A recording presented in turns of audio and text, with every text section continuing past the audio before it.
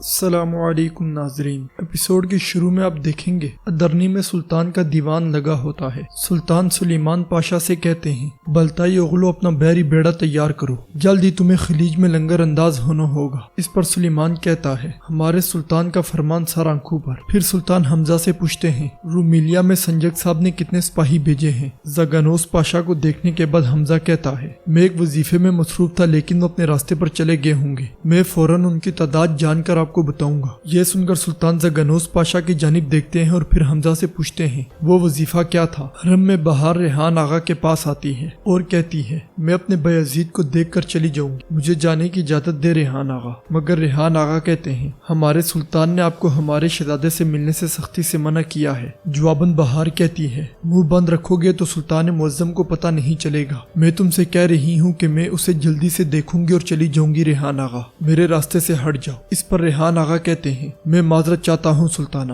ہم حکم کے پابند ہیں۔ بہار غصے سے کہتی ہے میرا خیال ہے کہ تم نہیں جانتے کہ تم کس کے سامنے کھڑے ہو، میں آج بھی اس حرم کی سربراہ ہوں، اپنی حد کو پہچانو۔ اسی دوران وہاں آنے والی مارا خاتون کہتی ہیں حرم کے ہر طرف سے تمہاری آوازیں سنائی دے رہی ہیں بہار، خیر تو ہے چلا کیوں رہی ہو؟ بہار کہتی ہے ریحان آغا اپنے مرتبے اور عہدے کا خیال کیے بغیر میرے لیے حدود طے کر رہے ہیں۔ جواباً مارا خاتون کہتی ہیں حدود طے کرنے والا وہ نہیں بلکہ سلطان ہیں، آپ اپنی جگہ جانتی ہیں، اس لیے یاد رکھیں کہ آپ دل جیتنے کی حالت میں ہیں، توڑنے کی حالت میں نہیں۔ سلطان کا غصہ عارضی ہے، جب پریشانیاں ختم ہو جائیں گی تو چیزیں اپنی پرانی ترتیب پر واپس آ جائیں گی۔ اس پر بہار کہتی ہے بایزید جتنا ان کا بیٹا ہے میرا بھی ہے، مجھے پریشان نہیں ہونا چاہیے کیا؟ مارا خاتون کیا مجھے پرواہ نہیں کرنی چاہیے؟ مارا خاتون کہتی ہیں تم اب بھی اپنی بات اور خود کے بارے میں کہہ رہی ہو، یہ عثمانی محل ہے، یہ سلطنت سلطان کی سلطنت ہے، بیٹے بھی صرف سلطان کے بیٹے ہیں۔ اس محل میں کئی شہزادے پیدا ہوئے، ان میں سے کسی کی بھی والدہ کا نام معلوم نہیں ہے، کیونکہ سلطان کے علاوہ کسی کا سایہ نہیں ہوتا۔ بہار پوچھتی ہے سائے کے بغیر ان میں سے ایک کون بننا چاہتا ہے؟ جواباً مارا خاتون کہتی ہیں اگر تم سورج کے خلاف جنگ کا اعلان کر دو کہ تم سایہ بن سکو تو جو کچھ باقی رہ جائے گا وہ صرف تمہاری راکھ ہوگی۔ یہ سن کر بہار غصے میں وہاں سے چلی جاتی ہے۔ دیوان میں حمزہ سلطان سے کہتا ہے زاگانوس پاشا نے مجھے اور بالی صاحب کو اپنے پاس بلایا، سلطان معظم ہمیں موریا پر حملہ کر کے دمیتری کو مارنے کا حکم دیا۔ یہ سن کر سلطان کی آنکھیں کھلی کی کھلی رہ جاتی ہیں اور وہ پوچھتے ہیں کیا دمیتری مر گیا؟ اس پر حمزہ کہتا ہے نہیں میرے سلطان، وہ ہمارے ہاتھوں سے بھاگ نکلا، لیکن حملے کے دوران دمیتری کا بچہ مر گیا میرے سلطان۔ یہ سن کر سلطان غصے سے اپنے دانت پیس لیتے ہیں اور کہتے ہیں جو کچھ تمہارے منہ سے نکل رہا ہے کیا تمہارے کان سن رہے ہیں؟ یہ کہتے ساتھ ہی سلطان شدید غصے میں کھڑے ہو کر زاگانوس پاشا کی جانب بڑھتے ہیں اور گرجتے ہوئے پوچھتے ہیں تم ہوتے کون ہو کہ میرے علم کے بغیر موریا کی مہم کا حکم دے رہے ہو زاگانوس؟ اس پر زاگانوس پاشا کہتے ہیں میں نے سوچا۔ سلطان ان کی بات کاٹ کر کہتے ہیں کیا سوچا تم نے؟ کیا سوچا زاگانوس؟ ہم سب کیا اس دستور کے تحت نہیں نکلے تھے کہ انسان جیے تاکہ ریاست زندہ رہے؟ ہم عثمانی ترک ایک معصوم کی جان کو پوری دنیا سے زیادہ قیمتی نہیں سمجھتے کیا زاگانوس؟ میں نے آپ پر بھروسہ کیا لالا، میں نے آپ کو لالا کہا، میں نے آپ کو اپنی سلطنت میں وزیر کا عہدہ دیا، آپ نے کیا کیا؟ آپ نے اپنے شکوک کی بنیاد پر آزادانہ طور پر کام کرنے کی کوشش کی۔ زاگانوس پاشا کہتے ہیں مجھے معلوم نہیں تھا کہ چیزیں یہاں تک پہنچ جائیں گی۔ سلطان غصے سے کہتے ہیں آپ کی وجہ سے ایک معصوم بچہ مر گیا زاگانوس۔ اس پر زاگانوس پاشا کہتے ہیں میرے سلطان یہ درد ہمیشہ سے میرے سینے میں رہے گا، میں نے عجلت سے کام لیا، مجھے معاف کر دیں۔ مگر سلطان غصے سے کہتے ہیں میرے سامنے سے نکل جائیں تاکہ میں بھی عجلت سے کام نہ لے بیٹھوں۔ سلطان کو گرجتے ہوئے دیکھ کر زاگانوس پاشا وہاں سے جانے لگتے ہیں تو سلطان کہتے ہیں رک جاؤ، میں آپ کو آپ کی تمام ذمہ داریوں سے معزول کرتا ہوں، فوراً مہر واپس کر دیں۔ یہ سنتے ساتھ ہی زاگانوس پاشا مہر سپاہی کے حوالے کر دیتے ہیں اور سلطان کہتے ہیں ہرگز میری نظروں کے سامنے مت آنا زاگانوس۔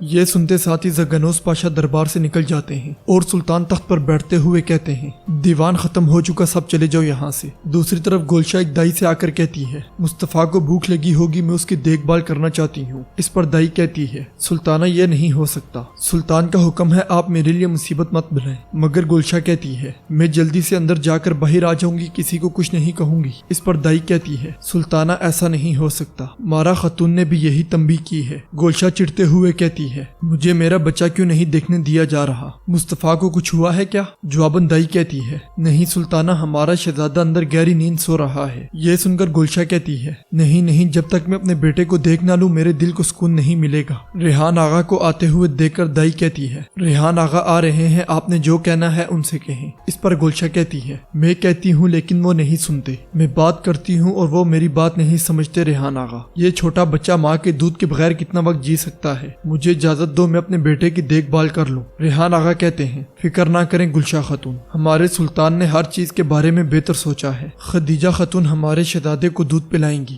گلشا خدیجہ کو دیکھتے ہوئے کہتی ہے میں نے تمہیں پہلے کہاں دیکھا ہے؟ اس پر ریحان آغا کہتے ہیں یہ حرم سے نہیں ہے، شاید آپ کو غلط فہمی ہوئی ہے۔ مگر گلشا کہتی ہے نہیں میں غلط فہمی میں نہیں ہوں۔ خاتون تم میرے بیٹے کا کیا کرو گی؟ ریحان آغا کہتے ہیں کسی کے کرنے کے لیے کچھ نہیں ہے گلشا خاتون، آپ بے فائدہ پریشان ہو رہی ہیں۔ اس پر گلشا غصے سے کہتی ہے آپ مجھے اندر نہیں جانے دے رہے تو میں یہی انتظار کروں گی، جو بھی میرے بیٹے کو نقصان پہنچانا چاہتا ہے پہلے یہاں آئے اور میرا سامنا کرے۔ اس کے ساتھ ریحان آغا خدیجہ کو لے کر کمرے میں چلے جاتے ہیں۔ قسطنطنیہ میں نادیہ میناتو سے کہتی ہے بابا کونسل کے سامنے سفیر کے طور پر جانے کی سوچ چھوڑ دیں، وہ آپ کو شہر میں بھی نہیں جانے دیں گے۔ نوترس دروازے کے ساتھ کان لگا کر ان کی باتیں سن رہا ہوتا ہے۔ نادیہ مزید کہتی ہے میں خود شہنشاہ کے پاس جاؤں گی اور اسے سب کچھ بتاؤں گی۔ اس پر میناتو کھڑے ہو کر کہتا ہے تمہیں کیا لگتا ہے کہ تم کیا کہہ رہی ہو؟ ہم کیا اپنی جان بھی کھو دیں گے جیسا کہ ہم نے اپنا سونا کھویا؟ جواباً نادیہ کہتی ہے یہ جھوٹ بھی ایک دن بے نقاب ہو جائے گا بابا، چلیے ایسا کرنے میں دیر نہیں کرتے۔ یہ سنتے ساتھ ہی نوترس ایک دم سے کمرے میں داخل ہوتا ہے اور کہتا ہے اس طرح کے جھگڑے تم جیسے امیر اور معزز گرانے کے لیے مناسب نہیں ہے میناتو۔ میناتو پوچھتا ہے تم یہاں کیوں آئے ہو؟ نوترس کہتا ہے تم ابھی تک یہاں کیوں ہو؟ میں نے سوچا کہ تم چلے گئے ہوگے۔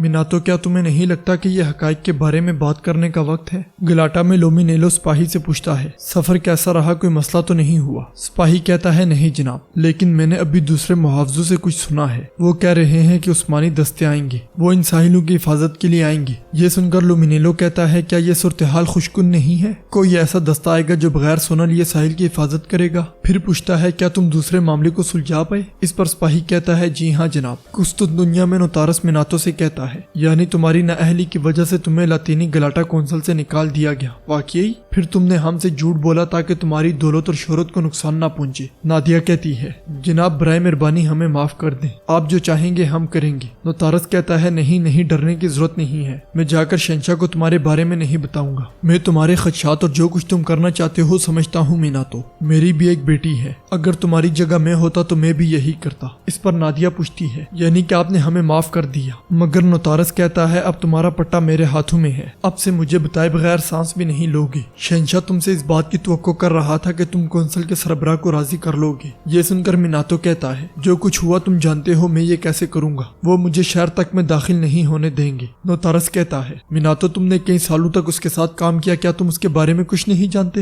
اس کا کوئی کمزور نقطہ، کوئی خامی؟ نوترس کی بات سن کر میناتو گہری سوچ میں پڑ جاتا ہے۔ گلاٹا میں سپاہی لومینیلو سے کہتا ہے ہمارے محافظ ابھی تک گھر کے آس پاس انتظار کر رہے ہیں جناب، ہم نے ان کی تعداد دگنی کر دی ہے۔ اس پر لومینیلو کہتا ہے یہ کافی نہیں ہے، انہیں 3 گنا کر دو، میرا خاندان میرے لیے کتنا اہم ہے تم اچھی طرح جانتے ہو۔ ادھر قسطنطنیہ میں میناتو کہتا ہے ہر سال کے آخر میں ہم اپنی آمدنی اور اخراجات کا حساب لگاتے ہیں، ہمیں کئی بار اخراجات کی کوئی وجہ نہیں ملتی۔ میں نے یہ لومینیلو کو بتایا، اس نے جواباً اس کی تحقیق کیے بغیر اس کو بند کر دیا۔ میں نے جب اس معاملے کی تحقیق کی اور اسے ترک نہیں کیا تو میں نے پتہ لگایا کہ لومینیلو ایک گاؤں کو سونا اور سامان کی ادائیگی کر رہا تھا۔ اس پر نوترس کہتا ہے کیا تم جانتے ہو کہ مضبوط لوگوں کو کیا چیز تباہ کرتی ہے میناتو؟ ان کی کمزوریاں۔ ہم گاؤں جا رہے ہیں، تیار ہو جاؤ۔ ادرنی میں زگانوس پاشا اپنی پگڑی کی جانب دیکھتے ہوئے بالیبے سے کہتے ہیں میرا پہلا کام خزانے کے شعبے میں کام کرنا تھا، عظیم سلطان مراد نے اس وقت مجھے ماہر ریاضیدان کہہ کر مجھے یہ پگڑی دی، اب کی بات کریں تو مجھے سلطان کے دروازے سے ہی بے دخل کر دیا گیا ہے۔